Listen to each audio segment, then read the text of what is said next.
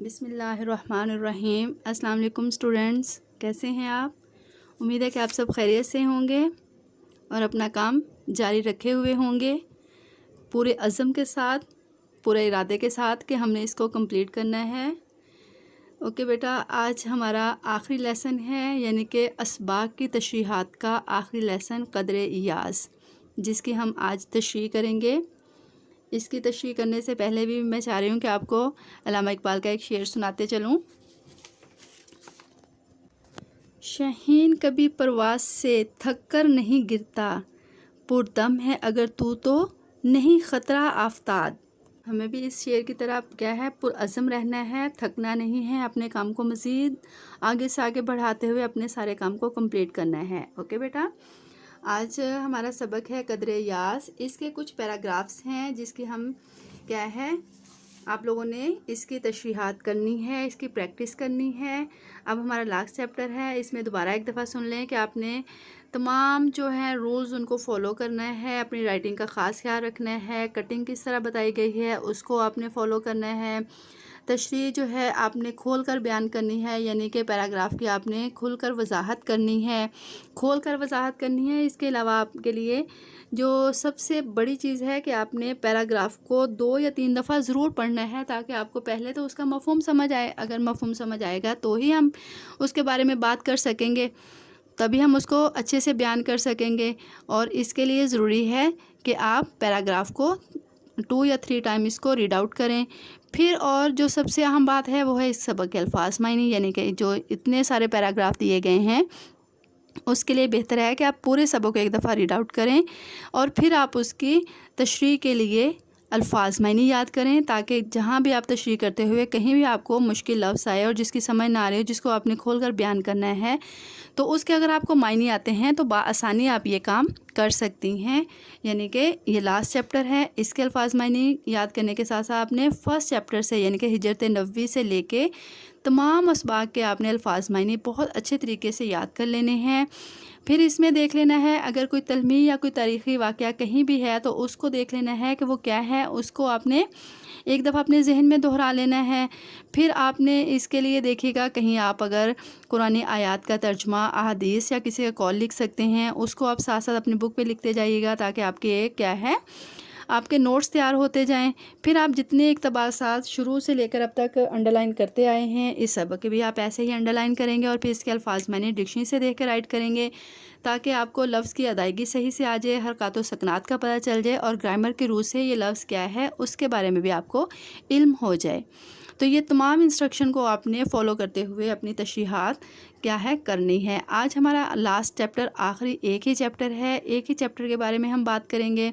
इनके जितने पैराग्राफ हैं 1 to 7, इन पैराग्राफ की आप प्रैक्टिस करेंगे और उसके बाद इन्हीं में से ही एक पैराग्राफ जो है पैराग्राफ नंबर 6 जो मैंने यानी कि लिया और फिर उसकी तशरीह आपके सामने करके आपको दिखा रही हूँ, जिसके पैटर्न को आपने फॉलो करते हुए अपनी तशरीह करनी है। अब देखें हमने कितने यानी कि 5 लेक्चर तक 2 पैराग्राफ की तशरीह आपके सामने की हुई दिखाई, उसके पूरे पैटर्न को बार बार समझाया।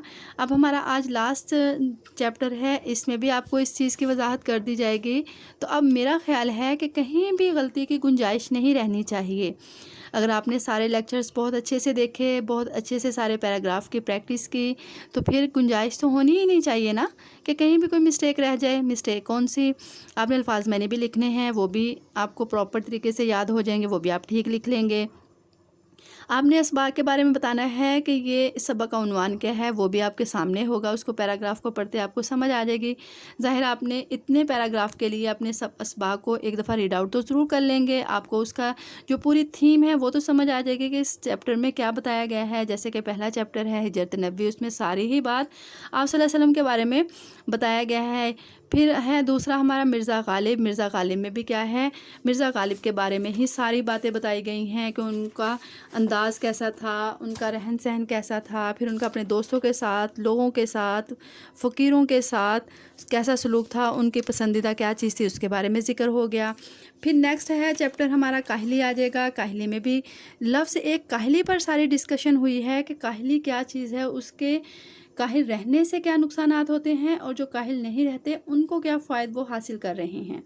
پھر ہے شاعروں کے لطیفے، یہ اس میں بتا دیا گیا ہے کہ جتنے بھی شعراء کرام ہیں وہ ایسے ہی وہ بھی چھوٹے چھوٹے چٹکلوں سے اپنی کیا ہے زندگی کو مزے سے کیے ہوئے ہیں، یعنی کہ ان کی لائف کیسی ہے اس کے بارے میں اس میں ڈسکس کیا گیا ہے۔ پھر نسو اور سلیم کی گفتگو، جس میں نسو اور سلیم کے بارے میں یعنی کہ دونوں باپ اور بیٹے کی گفتگو بتائی گئی ہے، اور جس میں بتایا گیا ہے کہ ایک باپ کو کس چیز کا خیال آیا کہ اپنے بچوں کی تربیت کے بارے میں آیا، اور تربیت کرنے کے لیے وہ ان سے پوری ڈسکشن ایک ہی بیٹے سے کر رہے ہیں اور پورے گھر کے حالات جان رہے ہیں جو کہ ان کو پہلے سے ہی جاننا چاہیے تھے۔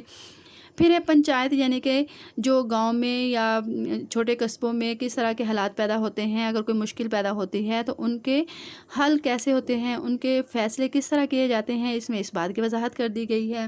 پھر ہے چیپٹر آرام و سکون۔ آرام و سکون میں کیا اس کی تھیم کیا ہے کہ ایک شخص ہے جسے بہت زیادہ آرام کی ضرورت ہے، لیکن اس کی بیگم ہر طرح سے شور و غل کر کے کیا کرتی ہے، اس کے آرام میں خلل اتنا زیادہ پیدا کرتی ہے کہ وہ گھر چھوڑ کر جانے کے لیے تیار ہو جاتا ہے۔ لہو اور قلین میں ہے کہ ایک امیر شخص اپنی شہرت کے لیے دوسرے کا استعمال کرتا ہے، کس طرح کرتا ہے اس کی پوری وضاحت اس میں کی گئی ہے۔ پھر ہے امتحان کے لیے ایک شخص جو ہے وہ کیا کیا حربے استعمال کرتا ہے، لیکن اگر محنت نہیں کرتا تو اسے کس نقصان کا سامنا کرنا پڑتا ہے، اس میں اس چیز کی وضاحت کر دی گئی ہے۔ پھر ملکی پرندے اور دوسرے جانور ہے، اس میں مختلف جانوروں کی خصوصیات اور ان کے بارے میں بتایا گیا ہے۔ پھر قدر ایاس، ایک دیہاتی یعنی کہ دیہاتی جو لڑکا ہے وہ اپنی پوری کہانی سنا کر ایک بچے کے ذہن سے دیہات کے لوگوں کے بارے میں جو نفرت ہے اس کو نکال رہا ہے۔ یہ سارے جو اسباق ہے اس کی تھوڑی تھوڑی سی تھیم میں نے وضاحت کر دی۔ اب آپ کو کوئی بھی پیراگراف آ جائے آپ کے ذہن میں آ جانا چاہیے کہ یہ فلاں چیپٹر سے ہے، تو اس طرح کیا ہے آپ نے چیپٹر سارے ایک دفعہ اگر ریڈ آؤٹ کر لیں گے تو آپ کے سامنے بھی یہ اسی طرح ہی ساری چیزیں آپ کے ذہن میں بھی آتی جائیں گے، اور آپ اس کی تشریح کرنا آپ کے لیے آسان ہو جائے گا، یعنی کہ پوری تھیم سمجھ آ گئی اور آپ نے کام آسانی سے کر لیا۔ یہ تھا یہ ساری اس اسباق کی وضاحت۔ آج ہم جو چیپٹر کر رہے ہیں اس میں بھی آپ نے جس طرح سارے رولز آپ کو بتا دیے گئے ہیں ان کو فالو کرتے ہوئے آپ نے اس کی تشریح کرنی ہے۔ اس کے پیراگراف بھی ویسے ہی آپ نے سولو کرنے ہیں، بالکل ایسے ہی کہ اس کو انڈر لائن کرتے ہوئے ہائی لائٹ کرتے ہوئے پھر اپنا کام سٹارٹ کیجیے گا، جو کہ بہت ایزی ہو جائے گا آپ کے لیے۔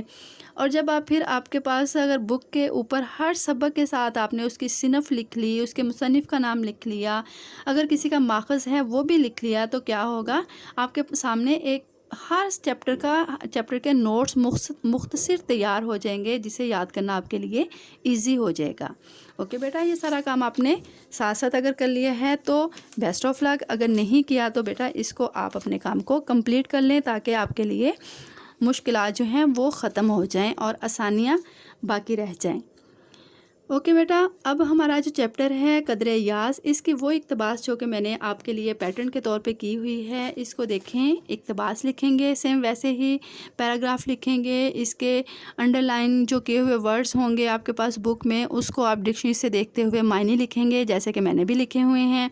پھر آپ لکھیں گے حوالہ متن سیم ویسے ہی سبق کا عنوان، مصنف کا نام، صنف، جو کہ آپ آلریڈی پہلے ہی سبق قدر ایاز کے ساتھ ایک چھوٹا سا کیا ہے یعنی کہ تھوڑے سے ایک کیا کہہ لیں نوٹس کے طور پہ آپ نے پہلے سے لکھے ہوئے ہیں، اس کو آپ یہاں پہ ایسے ہی شفٹ کر دیں گے۔ ہر سبق کے ساتھ لکھے ہوں گے تو ہر سبق کے لکھنے آسان ہو جائیں گے اور یاد بھی رہ جائیں گے کہ فلاں سبق کے ساتھ میں نے یہ اس کی صنف لکھی تھی، اور وہ صنف کے لحاظ سے یہ ایک تو آپ نے سب سے پہلی بات ہے آپ نے سمجھنا ہے کہ یہ سبق ہے کیا، مضمون ہے، ناول ہے، افسانہ ہے، یا کہ ڈرامہ ہے یا مکالمہ نگاری ہے، جو بھی ہے آپ نے پہلے اس کو سمجھنے کی کوشش کرنی ہے۔ سمجھنے کے بعد جب آپ لکھ لیں گے تو پھر آپ ریٹن فارم میں جب ایک دو دفعہ لکھتے جائیں گے تو وہ پھر آپ کو کبھی بھی نہیں بھولیں گے۔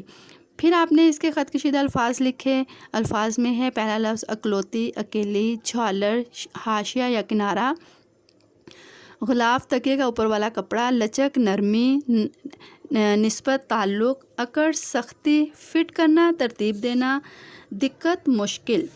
پھر آپ تشریح سٹارٹ کریں گے سیم اسی پیٹرن سے ہی کہ پہلے آپ مصنف کا مختصر تعارف لکھیں گے۔ میں نے آپ لوگوں کی آسانی کے لیے سارے ہی تشریحات کے مختصر تعارف لکھ دیے ہیں، اگر کوئی بچہ اپنی مرضی سے تھوڑا سا کہیں چینج بھی کرنا چاہتا ہے تو کر سکتا ہے، یہ تعارف آپ لوگوں کے لیے فکس نہیں ہے۔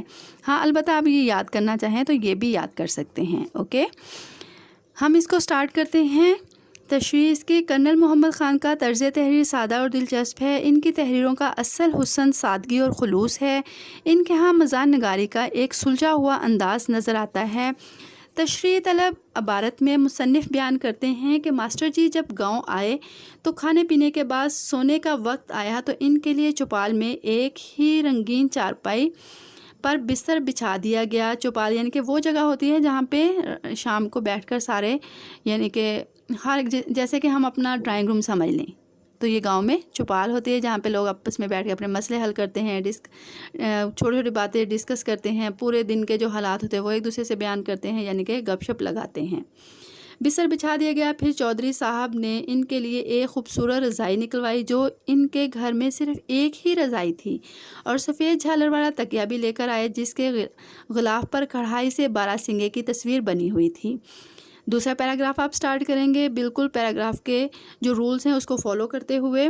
بے شک تکیہ نرم ہونے کے بجائے کچھ سخت تھا. ماسٹر صاحب کو اپنے سر کے نیچے رکھنے میں کچھ دقت پیش آئی چونکہ ماسٹر صاحب تھکے ہوئے تھے اور تکیے کو یعنی کہ انہیں اس چیز کا احساس نہیں ہوا کہ یہ کتنا سخت ہے، اس لیے فوراً ہی وہ تھکاوٹ کی وجہ سے سو گئے. یہ ہے آپ کی اس سبق کی تشریح. اب آپ نے اس سبق کی جو تشریح ہے اس کو یاد کرنا ہے. باقی اس کے جو پیراگراف دیے گئے ہیں اس کی جتنی زیادہ ہو سکے پریکٹس کرنی ہے. اب دیکھیں آپ کے پاس سارے اسباق کے پیراگراف موجود ہیں. آپ نے اگر سارے پیراگراف کی پریکٹس ایک دفعہ کر لی، ایک دفعہ اس کو اپنی یعنی کہ کیا ہے لرننگ بھی کرنی ہے، لکھ کے بھی ایک دفعہ دیکھنا ہے. اگر آپ نے کر لیا تو آپ لوگوں کے لیے تشریح کرنا اقتباس کی مشکل نہیں ہوگی. اوکے، بیسٹ آف لک. اللہ حافظ.